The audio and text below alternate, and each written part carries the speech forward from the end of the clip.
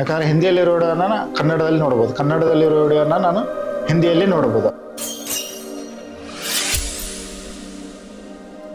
Hi, ಹೇಗಿದ್ರೆ ಎಲ್ಲರೂ? ನಾನು ನಿಮ್ಮ ಅಶೋಕ್. ಸ್ನೇಹಿತರೆ, ಯೂಟ್ಯೂಬ್ನ ಮೇಡ್ ಆನ್ ಪ್ರೋಗ್ರಾಮಲ್ಲಿ ತುಂಬ ಇಂಪಾರ್ಟೆಂಟ್ ಆಗಿರ್ತಕ್ಕಂಥ ಕೆಲವೊಂದು ಹೊಸ ಅಪ್ಡೇಟ್ಸ್ಗಳು ಕೊಟ್ಟಿದೆ. ಮೇಡ್ ಆನ್ ಪ್ರೋಗ್ರಾಮ್ ಏನಂದರೆ ಹೊಸ ಅಪ್ಡೇಟ್, ಕಂಟೆಂಟ್ ಕ್ರಿಯೇಟರ್ಗಳಿಗೆ ಏನಾದರೂ ಒಂದು ಹೊಸದ ಅಪ್ಡೇಟ್ಗಳನ್ನು ಕೊಡ್ತಾನೆ ಇರುತ್ತೆ ವರ್ಷ. ತುಂಬಾ ಇಂಪಾರ್ಟೆಂಟ್ ಆಗಿರ್ತಕ್ಕಂಥ ಅಪ್ಡೇಟ್ಸ್ಗಳು. ನಿಮ್ಮ ಚಾನಲನ್ನು ಬೇಗ ಮಾನಿಟೈಸ್ ಆಗೋದಕ್ಕೆ ಈ ಒಂದು ಅಪ್ಡೇಟ್ಸ್ಗಳು ತುಂಬಾನೇ ಹೆಲ್ಪ್ ಆಗುತ್ತೆ. ವಿಡಿಯೋನ ಮಿಸ್ ಮಾಡದೆ ನೋಡಿ, ಎಂಡ್ವರೆಗೂ ನೋಡಿ, ನಿಮಗೆ ಎಲ್ಲ ಅಪ್ಡೇಟ್ಸ್ಗಳು ತುಂಬಾನೇ ಉಪಯುಕ್ತ ಆಗುತ್ತೆ. ಮೊದಲನೇ ಅಪ್ಡೇಟ್ ಏನಿದೆ ಅಂತಂದ್ರೆ ಸ್ಪಾನ್ಸರ್ಶಿಪ್ ಸ್ಲಾಟ್ ಸ್ವಾಪ್.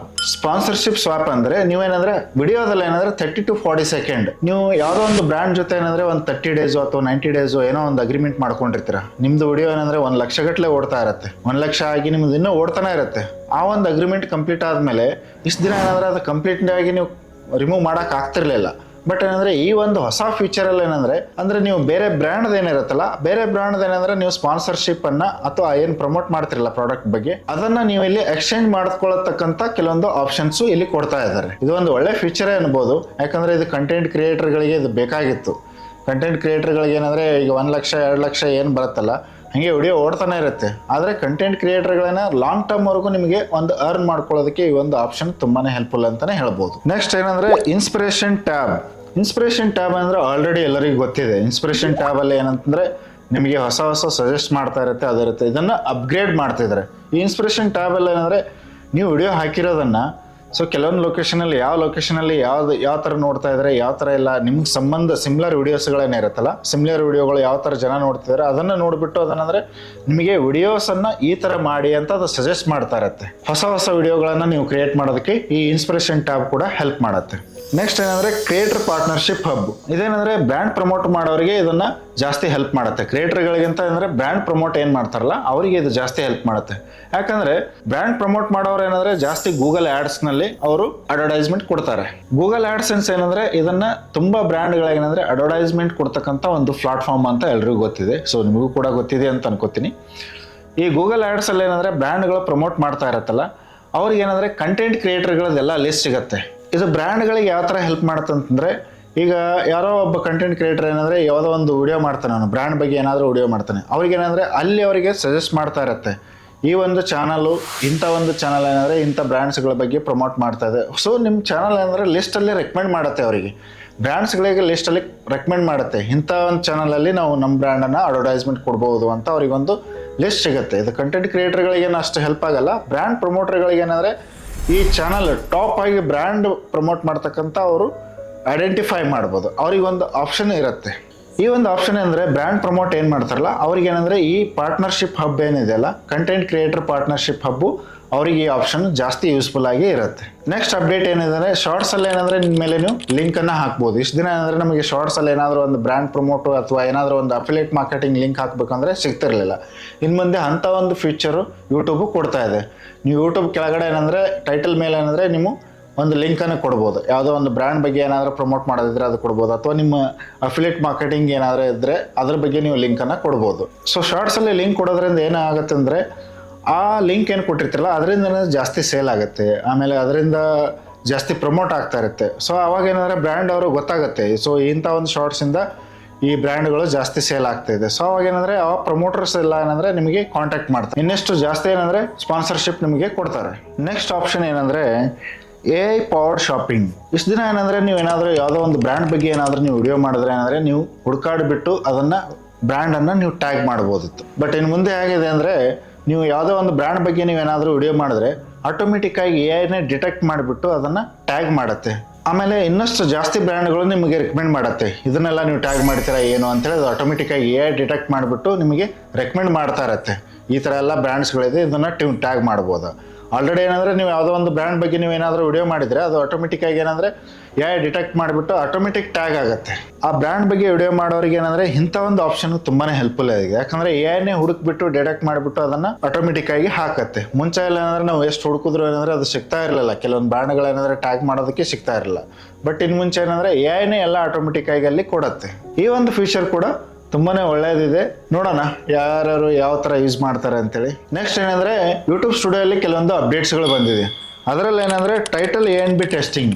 ಮುಂಚೆ ಇಲ್ಲ ಅಂದರೆ ನೀವು ಕೆಲವೊಬ್ರು ಥಂಬ್ನೇಲ್ A&B ಟೆಸ್ಟಿಂಗ್ ಕೇಳಿದಿರ. ಕೆಲವೊಬ್ರು ಯಾರೆಲ್ಲ ಏನಂದರೆ 3 ಥಂಬ್ನೇಲ್ ಏನಾರು ಹಾಕಿದಿರಲ್ಲ, 3 ಥಂಬ್ನೇಲ್ ಹಾಕಿದ್ರೆ ಏನಂದರೆ ಕೆಲವೊಂದು ಥಂಬ್ನೇಲ್ ಕೆಲವೊಬ್ಬರಿಗೆ ತೋರಿಸ್ತಾ ಇತ್ತು. ಒಂದು ಥಂಬ್ನೇಲ್ ಒಬ್ಬರಿಗೆ ತೋರಿಸ್ತಾರೆ, ಕೆಲವು ಜನಕ್ಕೆ ತೋರಿಸ್ತಾರೆ, ಇನ್ನೊಂದು ಥಂಬ್ನೇಲ್ ಕೆಲವೊಬ್ಬರಿಗೆ. ಈ ಥರ ಎಲ್ಲ ಅಂದರೆ 3 to 4 days ಅದು ರನ್ ಆಗ್ತಾ ಇತ್ತು ಟೆಸ್ಟ್. ರನ್ ಆಗಿಬಿಟ್ಟು ಏನಂದರೆ ಯಾವುದು ಬೆಸ್ಟ್ ಥಂಬ್ನೇಲ್ ಇದೆಯಲ್ಲ, ಅಂದರೆ ಜಾಸ್ತಿ ಕ್ಲಿಕ್ ಯಾವ ಥಂಬ್ನೇಲ್ ಮೇಲೆ ಆಗ್ತಾ ಇದೆ ಆ ಒಂದು ಥಂಬ್ನೇಲನ್ನು ಫಿಕ್ಸ್ ಆಗಿ ಅಪ್ಡೇಟ್ ಮಾಡ್ಕೋತಿತ್ತು. ಅದನ್ನು ಯೂಟ್ಯೂಬೇ ಅಪ್ಡೇಟ್ ಮಾಡ್ಕೋತಾ ಇತ್ತು. ಸೊ ಅದೇ ಥರ ಏನಂದರೆ ಇಲ್ಲಿ ಟೈಟಲ್ A&B ಟೆಸ್ಟಿಂಗ್ ಅಂದರೆ ಇನ್ನು ಮುಂದೆ ಏನಂದರೆ ನೀವು ಟೈಟಲಲ್ಲೂ ಕೂಡ 3 ಟೈಟಲನ್ನು ನೀವು ಹಾಕ್ಬೋದು. ಥಂಬ್ನೇಲ್ ಯಾವ ಥರ ಹಾಕ್ತಿರಲ್ಲ 3, ಅದೇ ಥರ ಅಂದರೆ 3 ಟೈಟಲ್ ಕೂಡ ನೀವು ಇಲ್ಲಿ ಹಾಕ್ಬೋದು. 3 ಟೈಟಲ್ ಹಾಕೋದ್ರಂದರೆ ಜಾಸ್ತಿ ವೀಕ್ಷಕರಿಗೆ ಅದನ್ನು ತೋರಿಸುತ್ತೆ. ಒಂದು ಟೈಟಲ್ ಕೆಲವೊಬ್ಬರಿಗೆ ತೋರಿಸೋಕ್ಕೆ, ಇನ್ನೊಂದು ಟೈಟಲ್ ಕೆಲವೊಬ್ರಿಗೆ ತೋರಿಸುತ್ತೆ. ಸೊ ಎಲ್ಲ ಟೆಸ್ಟು ಮಾಡುತ್ತೆ. ಯಾವ ಟೈಟಲ್ ಮೇಲೆ ಜಾಸ್ತಿ ಕ್ಲಿಕ್ ಆಗ್ತಾ ಇದೆಯಲ್ಲ ಆ ಟೈಟಲ್ಲು ಫಿಕ್ಸ್ ಮಾಡ್ಕೊಂಡ್ಬಿಡುತ್ತೆ. ಯೂಟ್ಯೂಬಲ್ಲಿ ಏನಂದರೆ ಮುಂಚೆ ಏನಂದರೆ A&B testing, thumbnail A&B testing ಏನಿತ್ತಲ್ಲ ಆ ಥಂಬ್ನೇಲ್ ಏನಂದರೆ 3 days ಕಂಪಲ್ಸರಿ. ಟೆಸ್ಟಿಂಗ್ ಏನಂದರೆ 3 days ಓಡುತ್ತೆ. ಮ್ಯಾಕ್ಸಿಮಮ್ ಅಂದರೆ 5 to 6 days R 5 to 7 days ಓಡುತ್ತೆ. ಆ 5 to 7 days ಜಾಸ್ತಿ ಕ್ಲಿಕ್ ಎದ್ರ ಮೇಲೆ ಬರ್ತಾ ಇದೆ ಅದನ್ನು ಅದು ಫಿಕ್ಸ್ ಮಾಡ್ಕೋತಾ ಇತ್ತು. ಅದೇ ರೀತಿ ಏನಂದರೆ ಇಲ್ಲಿ ಟೈಟಲ್ ಕೂಡ 5 to 7 daysವರೆಗೂ ಅದು ರನ್ ಮಾಡುತ್ತೆ. ಯೂಶ್ವಲಿ ಏನಂದರೆ 3 daysವರೆಗೂ ರನ್ ಆಗುತ್ತೆ. 5 to 7 days ಮ್ಯಾಕ್ಸಿಮಮ್ ಟೈಮಲ್ಲಿ ಅದು ರನ್ ಮಾಡಿ ಯಾವ ಟೈಟಲ್ ಮೇಲೆ ಜಾಸ್ತಿ ಕ್ಲಿಕ್ ಆಗ್ತಾ ಇದೆ ಅದನ್ನು ಏನಂದರೆ ಅದು ತೊಗೊಂಡ್ಬಿಟ್ಟು ಅದು ಫಿಕ್ಸ್ ಮಾಡುತ್ತೆ. ಇದು ಕಂಟೆಂಟ್ ಕ್ರಿಯೇಟರ್ಗಳಿಗೆ ಏನಂದರೆ ಜಾಸ್ತಿ ಹೆಲ್ಪ್ಫುಲ್ ಅಂತಲೇ ಹೇಳ್ಬೋದು. ಯಾಕಂದರೆ 1 ಥಂಬ್ನೇಲು ಅಥವಾ 2 ಥಂಬ್ನೇಲು ನೀವು ಇಂಡೆಕ್ಸ್ ಅಂತ ಮಾಡ್ತಾ ಇದ್ರಿ. ಇದನ್ನೆಲ್ಲ ಮಾಡೋದು ಬೇಡ. ಇನ್ನು ಮುಂದೆ ಏನಂದರೆ ಇಲ್ಲೇ 3 ಥಂಬ್ನೇಲು 3 ಟೈಟಲ್ಸ್ ಹಾಕ್ಬಿಟ್ರೆ ಆಟೋಮೆಟಿಕ್ ಆಗಿ ವ್ಯೂಸ್ ಜಾಸ್ತಿ ಬರುತ್ತೆ, ಕ್ಲಿಕ್ ಥ್ರೂ ರೇಟ್ ಜಾಸ್ತಿ ಬರುತ್ತೆ ಅಲ್ಲಿ. ನೆಕ್ಸ್ಟ್ ಅಪ್ಡೇಟ್ ನೋಡೋದಾದ್ರೆ RStudio AI powered chatbot. RStudio ಅಲ್ಲಿ ಏನಂತಂದ್ರೆ ಒಂದು ಚಾಟ್ಬಾಟ್ AI ಚಾಟ್ಬಾಟ್ ಇರುತ್ತೆ. ಅಲ್ಲಿ ಏನಂದ್ರೆ ನೀವು ಅಲ್ಲೆಲ್ಲ ಅನಾಲಿಟಿಕ್ಸ್ ನೋಡ್ಬೋದು. ಸೊ ಲಾಸ್ಟ್ 30 days ಎಷ್ಟು ನೋಡಿದೆ, ಈಗಲೂ ಅನಾಲಿಟಿಕ್ಸ್ ಇದೆ. ಲಾಸ್ಟ್ 30 days ಅನಾಲಿಟಿಕ್ಸನ್ನು ನೋಡಿಬಿಟ್ಟು ನೀವು ಕ್ವಶನ್ ಮಾಡ್ಬೋದು. ನನ್ನ ವಿಡಿಯೋ ಏನಂದರೆ ಯಾವ ಥರ ಓಡಿದೆ, ಯಾವ ಥರ ಇಲ್ಲ, ಆಮೇಲೆ ಇದನ್ನು ಯಾಕೆ ಓಡ್ತಾ ಇಲ್ಲ, ಇದನ್ನೆಲ್ಲ ನೀವು ಚಾರ್ಟ್ ಮಾಡಿ ನೀವು ಕೇಳ್ಬೋದು. ನೀವು ಹೊಸ ವಿಡಿಯೋಗಳು ಮಾಡಬೇಕಾದ್ರೂ ಅಲ್ಲಿ ಕೇಳ್ಬೋದು. ಈ ವಿಡಿಯೋ ಏನಂದರೆ ಈ ಥರ ಹಾಕಿದ್ರೆ ನನಗೆ ಯಾವ ಥರ ಆಗುತ್ತೆ, ಏನಾಗುತ್ತೆ. ಸೊ ಆಲ್ರೆಡಿ ಏನಂದರೆ ChatGPT ಯಾವ ಥರ ಯೂಸ್ ಮಾಡ್ತಾಯಿದ್ದಿಲ್ಲ ಆ ಥರ ಅಂದರೆ ಇಲ್ಲೇ ನೀವು ಚಾರ್ಟ್ ಮಾಡಿ ಕೇಳ್ಬೋದು. ಈ ವಿಡಿಯೋ ಯಾಕೆ ಓಡಿಲ್ಲ, ಇದನ್ನು ನೋಡಬೇಕಾದ್ರೆ ಏನು ಮಾಡಬೇಕು, ನೆಕ್ಸ್ಟ್ ನಾ ಎಂಥ ವಿಡಿಯೋಗಳು ಹಾಕ್ಬೋದು, ಇಂಥ ವಿಡಿಯೋದ ಹಾಕಿದ್ರೆ ಏನಾಗುತ್ತೆ. ಈ ಒಂದು ಎಲ್ಲ ಆಪ್ಷನ್ಸ್ಗಳು ಏನಂದರೆ ಈ ಚಾಟ್ ಬಾಟಲ್ಲಿ ನಿಮಗೆ ಸಿಗುತ್ತೆ. ಇದು ಕೂಡ ಒಂದು ಒಳ್ಳೆ ಆಪ್ಷನ್ ಕ್ರಿಯೇಟರ್ಗಳಿಗೆ. ನೆಕ್ಸ್ಟ್ ಅಪ್ಡೇಟ್ ಏನಂದರೆ inspiration tab upgrade. Inspiration tab already ಸುಮಾರು ಜನಕ್ಕೆ ಗೊತ್ತಿದೆ, ಆಲ್ರೆಡಿ ನಾವು ಡಿಸ್ಕಸ್ ಮಾಡಿರೋ ಹಾಗೆ. ಇನ್ಸ್ಪಿರೇಷನ್ ಅಂತಂದರೆ ಆ ಟ್ಯಾಬಲ್ಲಿ ಹೋದರೆ ಒಂದು ಹೊಸ ಟೈಟಲ್ಗಳು ಕೊಡ್ತಾ ಇರುತ್ತೆ. ಕೆಲವೊಂದು ಏನಾದರೂ ವಿಡಿಯೋಗಳು ನಿಮಗೆ ಸಜೆಸ್ಟ್ ಮಾಡ್ತಾ ಇರುತ್ತೆ. ಈ ಥರ ವಿಡಿಯೋಗಳು ಜಾಸ್ತಿ ಓಡ್ತಾ ಇದೆ, ಈ ಥರ ಎಲ್ಲ ಮಾಡಿ, ಈ ಥರ ಟೈಟಲ್ ಹಾಕಿ ಅದನ್ನೆಲ್ಲ ಕೊಡುತ್ತಾರೆ. ಅದನ್ನೆಲ್ಲ ಅಪ್ಗ್ರೇಡ್ ಮಾಡ್ತಾರಂತೆ. ಇನ್ನು ಮುಂದೆ ಅಪ್ಗ್ರೇಡ್ ಅಂತಂದರೆ ನಿಮಗೆ ಇಂತಿಂಥ ಲೊಕೇಶನಲ್ಲಿ ಈ ಥರ ನೋಡ್ತಾ ಇದ್ದಾರೆ, ಸಿಮಿಲರ್ ವೀಡಿಯೋಸ್ ನೋಡ್ತಾರೆ. ಅಲ್ಲಿ ಏನಂದರೆ ಇಂಥ ವೀಡಿಯೋಸ್ಗಳು ಜಾಸ್ತಿ ಹೆಲ್ಪ್ಫುಲ್ ಆಗುತ್ತೆ. ಯಾಕಂದರೆ ಕೆಲವೊಂದು ಲೊಕೇಶನಲ್ಲಿ ಕೆಲವೊಂದು ವೀಡಿಯೋಸ್ಗಳು ನೋಡ್ತಾ ಇರ್ತಾರೆ. ನಮ್ಮ ವಿಡಿಯೋ ನೋಡಿಬಿಟ್ಟು ಏನಂದರೆ ಅಲ್ಲಿ ನಮ್ಮ ಲೊಕೇಶನ್ ಏನಂದರೆ ಜಾಸ್ತಿ ನಮ್ಮ ವಿಡಿಯೋ ಎಲ್ಲಿ ಓಡಿರುತ್ತಲ್ಲ ಆ ಲೊಕೇಶನಿಗೆ ಯಾವ ಥರ ಬೇಕಾಗಿದೆ ಅಂಥ ಒಂದು ವಿಡಿಯೋಗಳು, ಅಂಥ ಒಂದು ಟೈಟಲ್ಸ್ಗಳನ್ನು ಈ ಇನ್ಸ್ಪಿರೇಷನ್ ಟ್ಯಾಬಲ್ಲಿ ನಮಗೆ ಅಪ್ಡೇಟ್ ಆಗುತ್ತೆ. ನೆಕ್ಸ್ಟ್ ಅಪ್ಡೇಟ್ ಅಂತಂದರೆ face content likeness detection on YouTube. ಇಷ್ಟು ದಿನ ಎಲ್ಲ ನೀವೇಂದರೆ ವಿಡಿಯೋ ಹಾಕ್ತಿದ್ರಿ. ಸೊ ಯಾರಾದರೂ ಅಂದರೆ ನಿಮ್ಮ ವಿಡಿಯೋ ಅಥವಾ ನಿಮ್ಮ ಫೋಟೋಸು ಏನಾದರೂ ತೊಗೊಂಡ್ಬಿಟ್ಟು ಅವ್ರು ಕಂಟೆಂಟ್ ಕ್ರಿಯೇಟ್ ಮಾಡಿದ್ರೆ ಅದನ್ನು ಇಮಿಡಿಯೇಟಾಗಿ ಡಿಟೆಕ್ಟ್ ಮಾಡಿಬಿಟ್ಟು ನಿಮಗೆ ಈ YT ಸ್ಟುಡಿಯೋ ಅಲ್ಲಿ ನಿಮಗೆ ನೋಟಿಫಿಕೇಶನ್ ಕೊಡುತ್ತೆ. ಇಂಥವರೆಲ್ಲ ನಿಮ್ಮದು ಆಲ್ರೆಡಿ ಯೂಸ್ ಮಾಡ್ತಿದ್ದಾರೆ. ಕಾಪಿರೈಟ್ ಆಲ್ರೆಡಿ ಬರ್ತಾ ಇತ್ತು, ಬಟ್ ಏನಂದರೆ ಇದನ್ನು ಸಜೆಸ್ಟ್ ಮಾಡುತ್ತೆ. ಈ ಥರ ಯೂಸ್ ಮಾಡ್ತಿದ್ದಾರೆ ಹಿಂಗೆ ಅಂತೇಳಿ ಮಾಡುತ್ತೆ. ಅದ್ರ ನೆಕ್ಸ್ಟ್ ಏನಂದರೆ ಯಾವ ಥರ ಆ್ಯಕ್ಷನ್ ತೊಗೋಬೇಕು, ಏನೇನು ಮಾಡಬೇಕು ಅಂತ ಮುಂದಿನ ವಿಡಿಯೋಗಳಲ್ಲಿ ನಾನು ತಿಳಿಸ್ತೀನಿ. ಈ ಸದ್ಯಕ್ಕೆ ಏನಂದರೆ ಏನೇನು ಅಪ್ಡೇಟ್ ಬಂದಿದೆ ಅದ್ರ ಬಗ್ಗೆ ನಾವು ಡಿಸ್ಕಸ್ ಮಾಡೋಣ.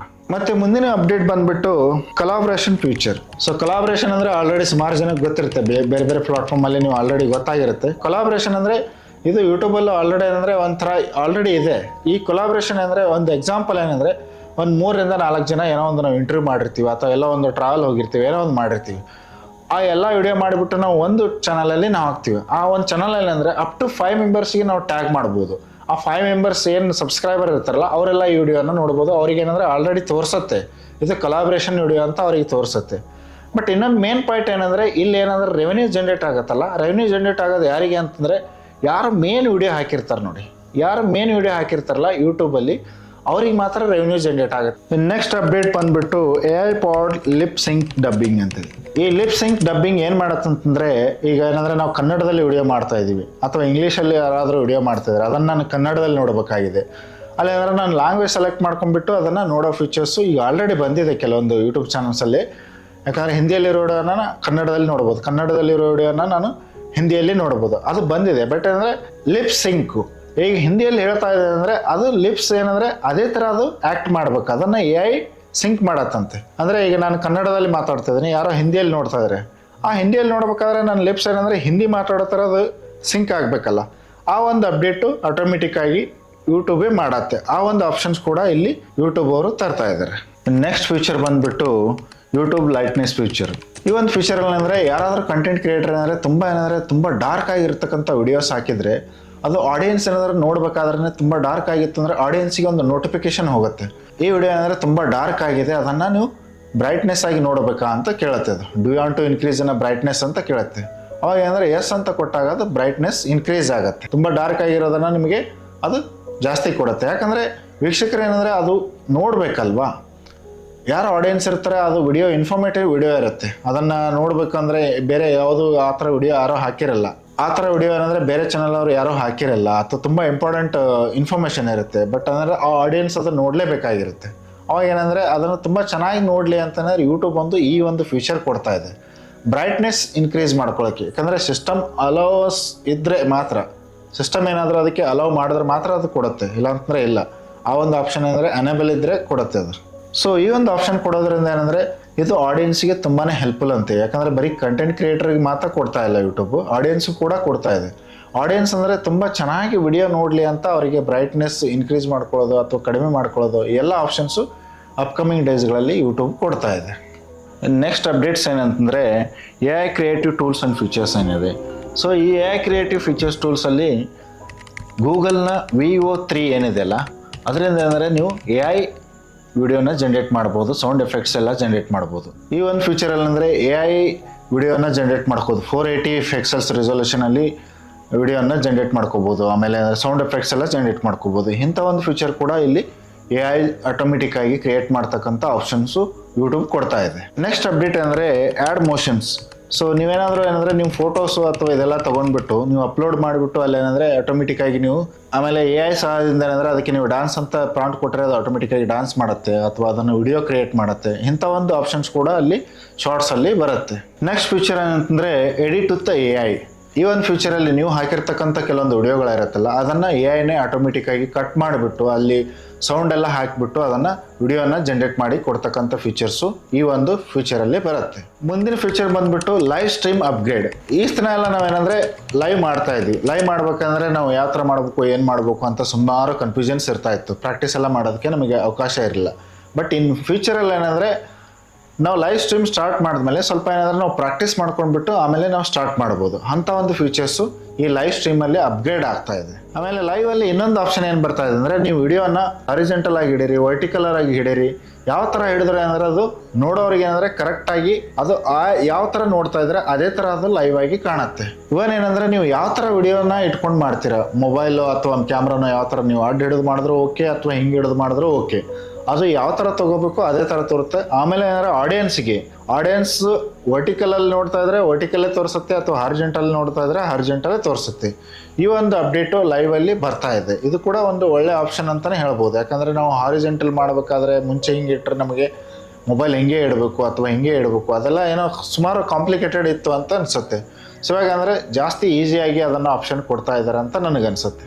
ಓಕೆ ಗೈಸ್, ಏನಂತಂದರೆ ಈ ಒಂದು ಅಪ್ಡೇಟ್ಸ್ ಏನು ಕೊಟ್ಟಿದೆಯಲ್ಲ ಯೂಟ್ಯೂಬು, ಎಲ್ಲ AI ಫೀಚರ್ಸ್ ಏನೇನು ಕೊಟ್ಟಿದೆಯಲ್ಲ, ಇದರಿಂದ ಏನಂದರೆ ನಿಮ್ಮ ಚಾನಲನ್ನು ಬೇಗ ಮಾನಿಟೈಸೇಷನ್ ಮಾಡ್ಕೋಬೋದು. ಆಮೇಲೆ ಅಂದರೆ ನಿಮ್ಮ ಚಾನಲ್ ಏನಂದರೆ ಜಾಸ್ತಿ ರೆವೆನ್ಯೂ ಕೂಡ ನೀವು ಇನ್ಕ್ರೀಸ್ ಮಾಡ್ಕೋಬೋದು. ಯಾಕಂದರೆ ಕೆಲವೊಂದು ಏನೇನು ಬಂದಿದೆಯಲ್ಲ ಅಪ್ಡೇಟ್ಸ್ಗಳು, ವ್ಯೂಸು ಜಾಸ್ತಿ ಬರುತ್ತೆ.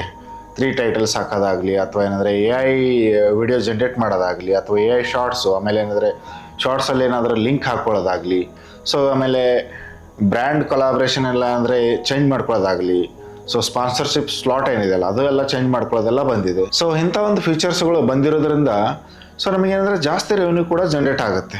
ಅದರಿಂದ ಕಂಟೆಂಟ್ ಕ್ರಿಯೇಟರ್ಗಳಿಗೆ ಜಾಸ್ತಿ ರೆವೆನ್ಯೂ ಜನ್ರೇಟ್ ಆಗುತ್ತೆ. ಈ ಥರ ಎಲ್ಲ ಸುಮಾರು ಅಪ್ಡೇಟ್ಸ್ಗಳು ಇಲ್ಲಿ ಬಂದಿದೆಯಲ್ಲ, ಕಂಟೆಂಟ್ ಕ್ರಿಯೇಟರ್ಗಳಿಗೆಲ್ಲ ಒಂದು ದೊಡ್ಡ ಹಬ್ಬನೇ ಅಂತ ಹೇಳ್ಬೋದು.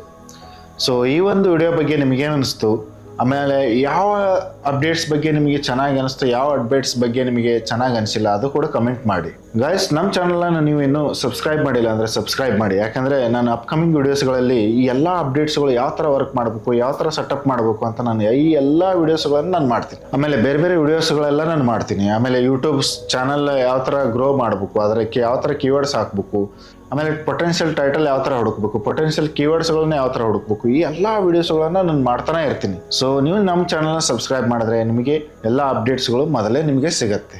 ಹಾಗೆ ನಿಮ್ಮ ಚಾನಲ್ ಕೂಡ ನೀವು ಬೇಗ ಮಾನಿಟೈಸೇಷನ್ ಮಾಡ್ಕೋಬಹುದು. ಆಮೇಲೆ ಆಲ್ರೆಡಿ ಕಾಂಟೆಂಟ್ ಕ್ರಿಯೇಟರ್ ಏನಿದಿರಲ್ಲ ಅವರಿಗೂ ಕೂಡ ನಾನು ಒಳ್ಳೊಳ್ಳೆ ಟಿಪ್ಸನ್ನು ನಾನು ಕೊಡ್ತಾ ಇರ್ತೀನಿ. ಮತ್ತೆ ಮುಂದಿನ ವಿಡಿಯೋಗಳಲ್ಲಿ ಹೊಸ ಅಪ್ಡೇಟ್ಗಳೊಂದಿಗೆ ಮತ್ತೆ ಭೇಟಿಯಾಗೋಣ. ನಮಸ್ಕಾರ.